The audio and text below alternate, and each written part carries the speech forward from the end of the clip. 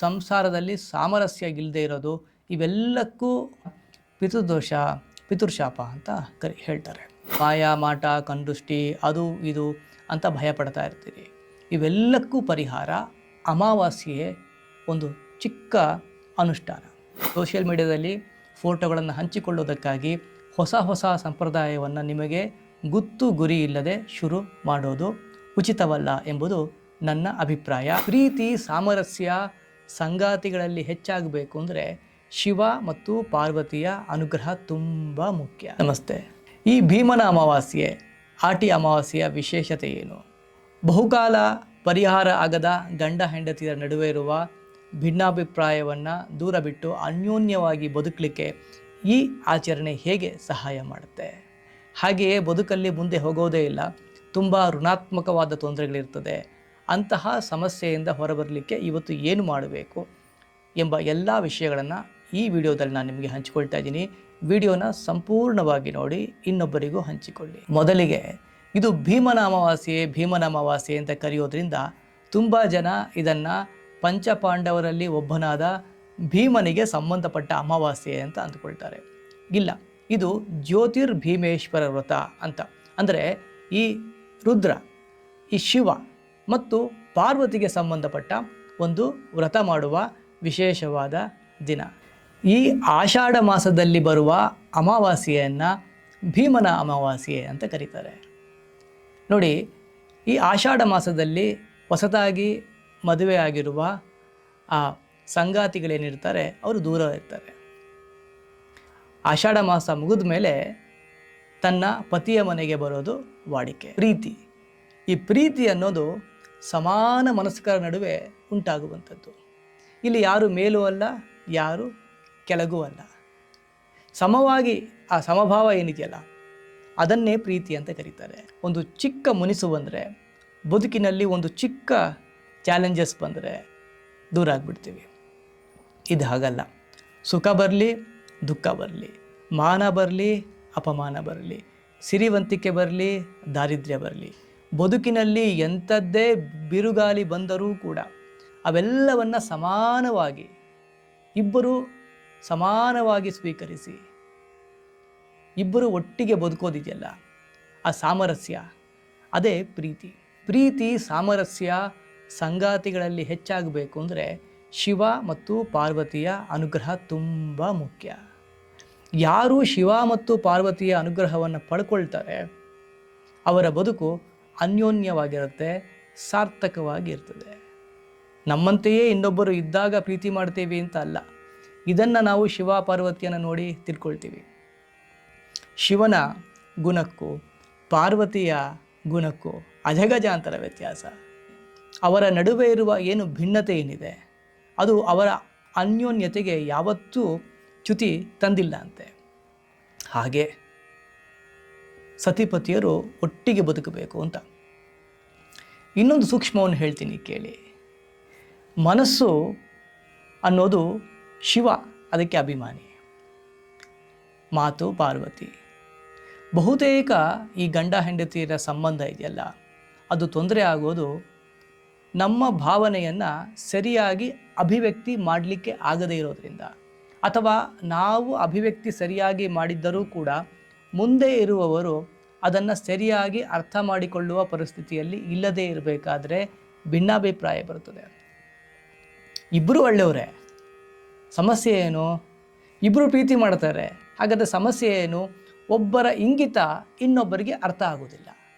ಇದರಿಂದ ಭಿನ್ನಾಭಿಪ್ರಾಯ ಬಂದು ಅದು ದೀರ್ಘಕಾಲದಲ್ಲಿ ಸಂಬಂಧವನ್ನೇ ಮುರಿದು ಹಾಕುವಂತೆ ಆಗುತ್ತೆ. ಇದು ಆಗಬಾರದು ಅಂದರೆ ಮನೋಭಿಮಾನಿಯಾದ ಶಿವನನ್ನು ಆರಾಧನೆ ಮಾಡಬೇಕು, ಪಾರ್ವತಿ ತಾಯಿಯನ್ನು ಆರಾಧನೆ ಮಾಡಬೇಕು.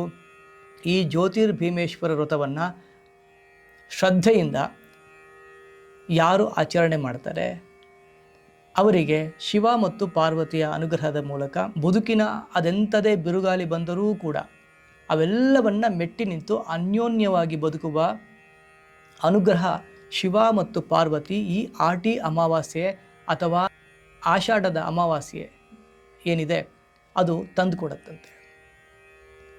ದಕ್ಷಿಣ ಕನ್ನಡದಲ್ಲಿ ಈ ಜ್ಯೋತಿರ್ಭೀಮೇಶ್ವರ ವ್ರತ, ಈ ಭೀಮನ ಅಮಾವಾಸ್ಯೆ ಎಂಬುದಾಗಿ ಆಚರಣೆ ಇಲ್ಲ. ಅಲ್ಲಿ ಆಟಿ ಅಮಾವಾಸ್ಯೆ ಅಂತ ಕರೀತಾರೆ. ಅಂದರೆ ಬೆಳಗ್ಗೆ ಸೂರ್ಯೋದಯಕ್ಕಿಂತ ಬೇಗ ಮನೆಯಿಂದ ಹೊರಗಡೆ ಹೋಗಿ ಪಾಲೆ ಅಥವಾ ಬಲೀಂದ್ರ ಮರ ಅಂತ ಕರೀತಾರೆ. ಯಾವುದೇ ಆಯುಧವನ್ನು ಉಪಯೋಗಿಸಿದೆ, ಕಲ್ಲನ್ನು ಉಪಯೋಗಿಸಿ ಅದನ್ನು ಕೆತ್ತಿ ಅದನ್ನು ಸೂರ್ಯೋದಯಕ್ಕಿಂತ ಬೇಗ ಮನೆಗೆ ತಂದು ಅದನ್ನು ಕಷಾಯ ಮಾಡಿ ಮನೆಯಲ್ಲಿ ಎಲ್ಲರೂ ಅರ್ಧ ಅರ್ಧ ಲೋಟೆ ಈ ಕಷಾಯವನ್ನು ಕುಡಿಯೋದ್ರಿಂದ ವರ್ಷ ಇಡೀ ಆರೋಗ್ಯ ಸುಧಾರಿಸುತ್ತೆ, ಬದುಕಿನಿಂದ ಋಣಾತ್ಮಕವಾದದ್ದು ದೂರ ಹೋಗುತ್ತೆ ಎಂಬುದಾಗಿ ನಂಬಿಕೆ ಮತ್ತು ಸಂಪ್ರದಾಯ.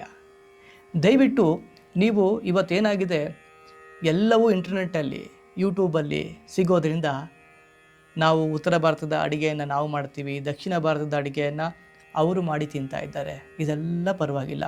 ಆದರೆ ನಿಮ್ಮ ಸಂಪ್ರದಾಯದಲ್ಲಿ ಇಲ್ಲದೇ ಇರುವ ಒಂದು ಹೊಸ ಸಂಪ್ರದಾಯವನ್ನು ನೀವು ಆಚರಣೆ ಮಾಡಲಿಕ್ಕೆ ಶುರು ಮಾಡ್ತೀರಿ ಅಂತಾದರೆ ದಯವಿಟ್ಟು ನಿಮ್ಮ ಗುರು ಹಿರಿಯರನ್ನು ಸಂಪರ್ಕ ಮಾಡಿ ಕೇಳಿಕೊಂಡು ಮಾಡಿ.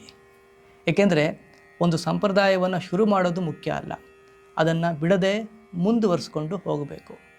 ಕೆಲವು ಆಚರಣೆಗಳು ಯಾವ ಥರ ಅಂದರೆ, ನೀವು ಮಾಡಿದರೆ ಪುಣ್ಯ, ಮಾಡದೆ ಹೋದರೆ ಪಾಪ ಅಂತೂ ಇಲ್ಲ. ಕೆಲವು ಒಮ್ಮೆ ಶುರು ಮಾಡಿದರೆ 3 ವರ್ಷ ಮಾಡಬೇಕು, 6 ವರ್ಷ ಮಾಡಬೇಕು, 10 ವರ್ಷ ಮಾಡಬೇಕು, ಹೀಗೆ ವ್ರತ ನಿಯಮಗಳಿದೆ. ಇವತ್ತು ಸೋಷಿಯಲ್ ಮೀಡಿಯಾದಲ್ಲಿ ಫೋಟೋಗಳನ್ನು ಹಂಚಿಕೊಳ್ಳೋದಕ್ಕಾಗಿ ಹೊಸ ಸಂಪ್ರದಾಯವನ್ನು ನಿಮಗೆ ಗುತ್ತು ಗುರಿ ಇಲ್ಲದೆ ಶುರು ಮಾಡೋದು ಉಚಿತವಲ್ಲ ಎಂಬುದು ನನ್ನ ಅಭಿಪ್ರಾಯ. ಆದ್ದರಿಂದ ನಿಮ್ಮ ಸಂಪ್ರದಾಯ ಏನಿದೆ ಅದನ್ನು ಚಾಚೂ ತಪ್ಪದೆ ಮಾಡಿ.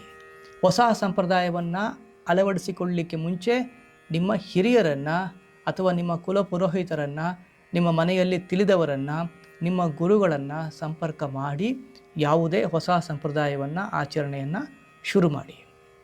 ಇದು ನಾನು ಕೊಡುವ ನಿಮಗೆ ಒಂದು ಸಲಹೆ ಅಥವಾ ಕಿವಿ ಮಾತು.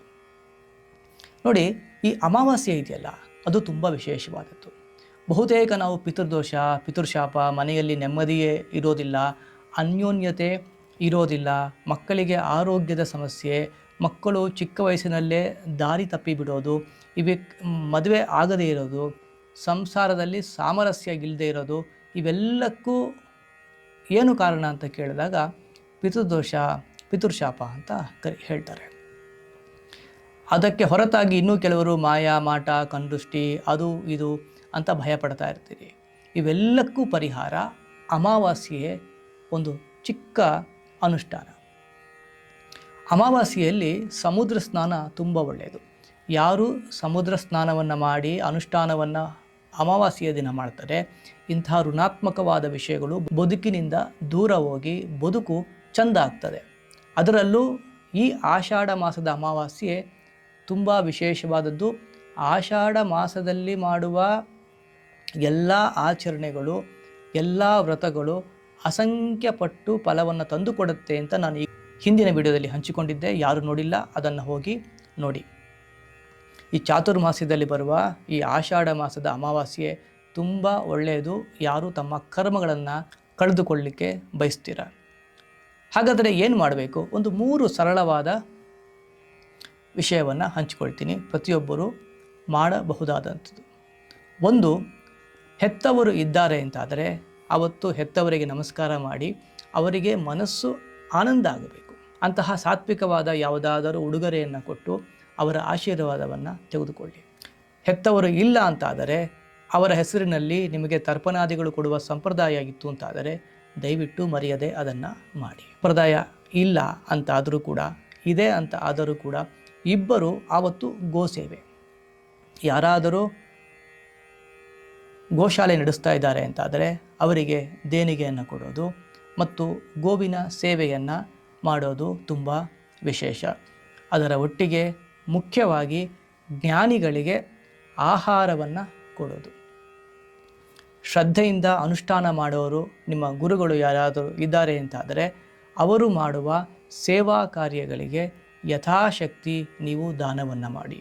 ಈ ಗೋಸೇವೆ ಮತ್ತು ಜ್ಞಾನಿಗಳ ಸೇವೆಗೆ ಅಸಂಖ್ಯ ಪಟ್ಟು ಶಕ್ತಿ ಇದೆ.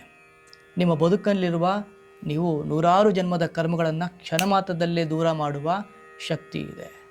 ದೊಡ್ಡ ದೊಡ್ಡ ಸಮಸ್ಯೆಗಳಿಂದ ನಿಮ್ಮನ್ನು ಪಾರು ಮಾಡಿ ನಿಮಗೆ ಅನುಗ್ರಹವನ್ನು ಮಾಡುವ ಶಕ್ತಿ ಇದೆ. ಆದ್ದರಿಂದ ವಿಶೇಷವಾಗಿ ಅಮಾವಾಸ್ಯೆ ಇದನ್ನು ಮಾಡಿ ನೋಡಿ, ಶ್ರದ್ಧೆಯಿಂದ ಮಾಡಿ. ಎಷ್ಟು ಶ್ರದ್ಧೆ ಇದೆ ಅಷ್ಟು ಫಲ ನಿಮಗೆ ಸಿಗುತ್ತೆ. ಸಮುದ್ರ ಸ್ನಾನ ಮಾಡಲಿಕ್ಕೆ ಅವಕಾಶ ಇದ್ದರೆ ಮರೆಯದೆ ಸಮುದ್ರ ಸ್ನಾನವನ್ನು ಅಮಾವಾಸ್ಯೆ ಮಾಡಿ. ಏನಾದರೂ ಪ್ರಶ್ನೆಗಳಿದ್ದರೆ ದಯವಿಟ್ಟು ಕಮೆಂಟ್ ಮಾಡಿ, ಮುಂದಿನ ವಿಡಿಯೋದಲ್ಲಿ ನಿಮಗೆ ಹಂಚಿಕೊಳ್ತೇನೆ. ಇನ್ನೊಬ್ಬರಿಗೂ ಹಂಚಿಕೊಳ್ಳಿ. ಎಲ್ಲರಿಗೂ ಒಳ್ಳೆಯದಾಗಲಿ. ಪ್ರತಿಯೊಬ್ಬರೂ ಅನ್ಯೋನ್ಯವಾಗಿ ಸಾರ್ಥಕವಾಗಿ ಬದುಕಿ. ಶ್ರೀಕೃಷ್ಣ ಅರ್ಪಣಮಸ್ತು.